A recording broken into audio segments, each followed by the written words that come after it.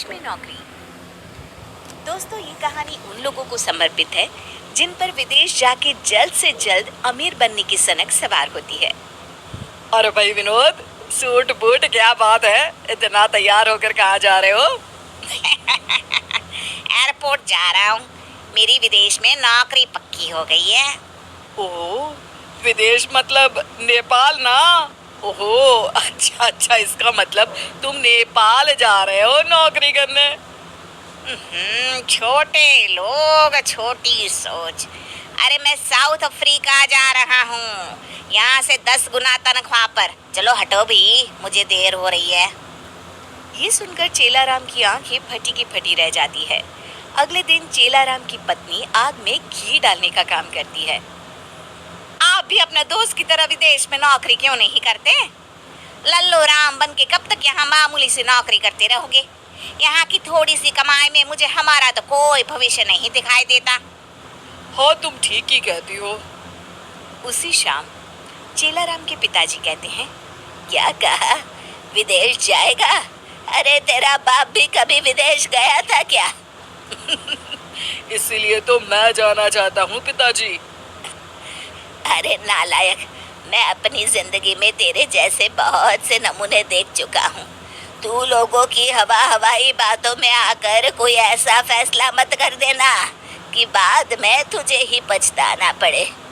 क्या पिताजी, आप भी पैसे वाला बनना है तो पैसे वालों के बीच रहना तो पड़ेगा ना। अपने देश में गरीबी के सिवा रखा ही क्या है? यहाँ तो लोग सिर्फ जिंदगी काट रहे हैं, मुझे तो जिंदगी जीनी है।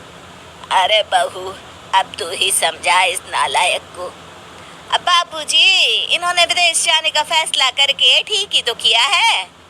अरे आप बेकार में अपना सर खपा रहे हैं, ये दोनों मिले हुए हैं, समझा के कोई फायदा नहीं। थोड़ी देर बहस के बाद चेलाराम के पिताजी बेटे की जिद के आगे हार जाते हैं। जल्दी से विदेश चलने की तैयारी कर लीजिए और वहां जाकर ना मैं भी नौकरी कर लूंगी, फिर तो हमारी कमाई दुगनी हो जाएगी। इस तरह चेलाराम अपनी पत्नी और बेटे को लेकर विदेश चला जाता है। चेलाराम को एक कंपनी में किसी तरह नौकरी मिल जाती है। ये देखो, कितना बड़ा घर है चेलाराम, तुम यहाँ आराम से रह सकते हो, यहाँ तुम्हें कोई तकलीफ नहीं होगी। अरे, ये अंग्रेज हिंदी कैसे बोल रहा है? अरे हिंदी चैनल है तो हिंदी ही बोलूंगा ना। तो बात तो तुमने सही कही, हमें घर पसंद है, बहुत पसंद है। हाँ। इस तरह चेलाराम अपने परिवार के साथ विदेश में रहने लगता है। लेकिन कुछ दिनों के बाद ही चेलाराम का सच्चाई से सामना होने लगता है। घर के काम करने के लिए वो एक काम वाली बाई को बुलवाते हैं। हाँ तो रीटा बाई, तुमने सारा घर देख लिया ना, कल से तुम यहाँ काम पे आ जाना। अच्छा, तुम तनख्वाह कितनी लोगी? अब जो सबसे लेती हूँ वही आप भी दे देना। महीने के सिर्फ 20,000, 20,000 रुपए।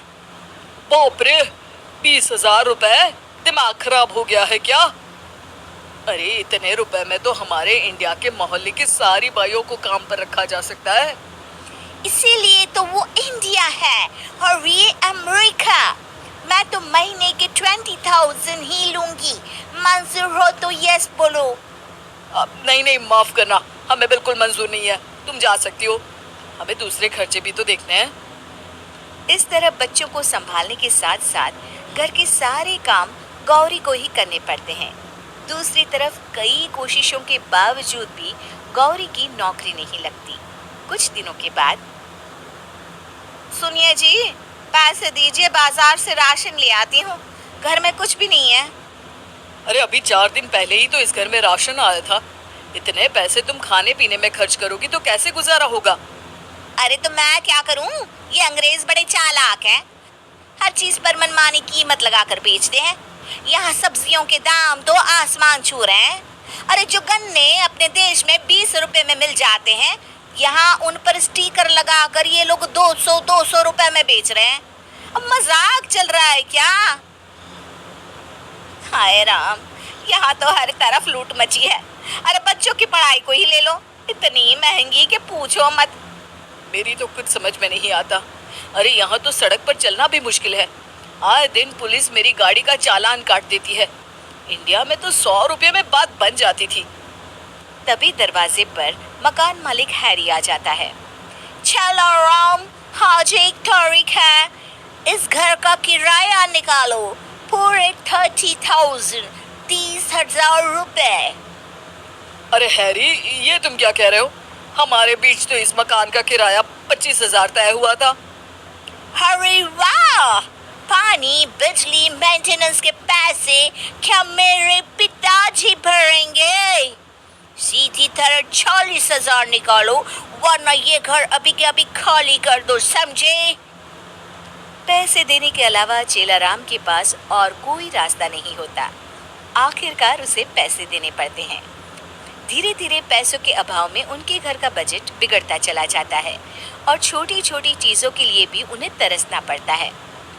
बस बहुत हो गया, मैं तो इस जिंदगी से तंग आ चुका हूँ। अरे यहाँ 10 गुना कमाई है तो क्या हुआ, खर्चे भी तो 20 गुना है।